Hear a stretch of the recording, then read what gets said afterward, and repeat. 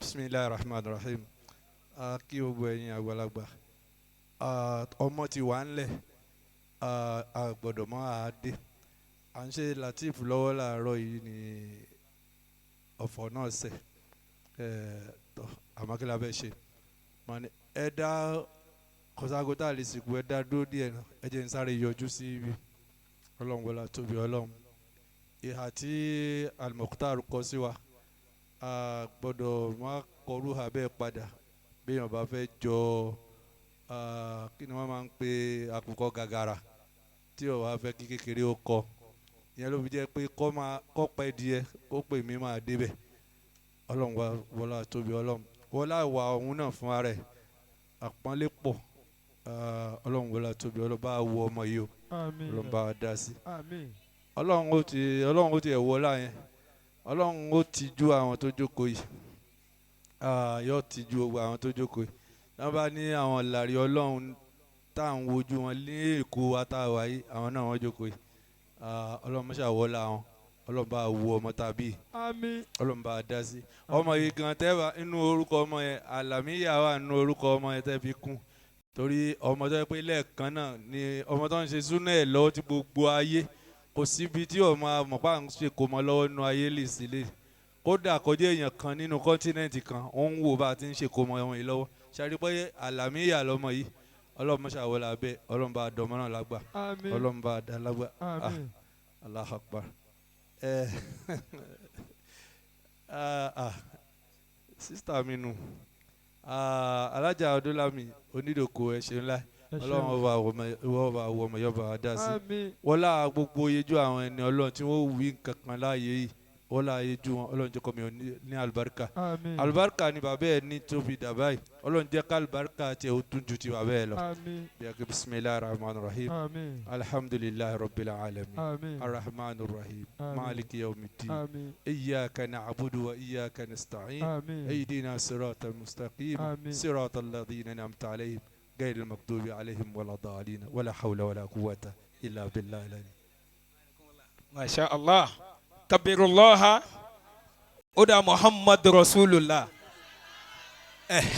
tá a bá ti ń ṣe kabirullah àwọn èèyàn péréte ni ó mọ̀ sọ̀rọ̀ bàbá Al-Mukhtar sì ti sọ pé ibi tí wọ́n bá ti ní Allahu akbaru náà tẹ́lẹ̀tẹ́lẹ̀ náà tá a bá wo bẹ̀ dáadáa bóyá ti ń ṣẹlẹ̀ òtún mọ́ wọn àmọ́ láàyè yìí a mọ̀ ní Muhammad Rasulullah Muhammad Rasulullah alusko Muhammad Rasulullah bàbá mi àgbà Arizukuna Ọlọ́run jẹ́ kí dídélé yín kó rọrùn ní ṣiṣẹ́ láéláé ọlá Muhammad Rasulullah wọ́n sọ kẹ́límà tó ní agbára wọ́n ní àti bàbá Al-Mukhtar tí wọ́n kọ òun làwọn náà kọ sí wọn padà ẹ̀kọ́ ni ìwọ náà tó ń retí kéèyàn ó ṣe dáadáa ó ṣe dáadáa àbá onímọ̀ kọ́ máa ní wà mọ́nà àkàmà bẹ́ẹ̀ aná àbùzúlà wọ́tẹ̀ kìzúnà ìwọ ọmọ ní kémi máa mú wá ìwọ máa tọ́jú wà á línú wọ́tẹ̀ jìmúdà èmi ò máa rọ̀ ìwọ máa le ayé ò lọ bẹ́ẹ̀ ó ní wà àdìkúwà èmi ò máa kò bí ìsáná fún ọ wà tẹ̀kìmúdà ó máa kú ọ ní láǹfààní tó máa ṣe ó ní rárá kàlá balẹ̀ tàwázánù fílmìzán ó láàjọ máa fẹsẹ̀ wọn sẹ̀ nínú oṣù wọn ni ntọ́ bá wọ̀n fún mi lèmi náà wọ̀n fún ọ bọ́lọ̀ ti dá ayé nìyẹn filfaal hadwa ni'al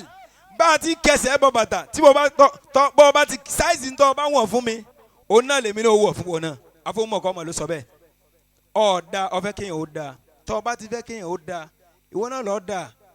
bọ́lọ̀ ti àwọn èèyàn bọ́lọ̀ ti dá wa nìyẹn anabi sọ pé jubila insanu ala hubbi man ahsana ilay àbíbóyá nafsu dẹ lolo ẹni tó bá ti ń ṣe dáadáa yẹn máa fẹ́ràn rẹ̀ ni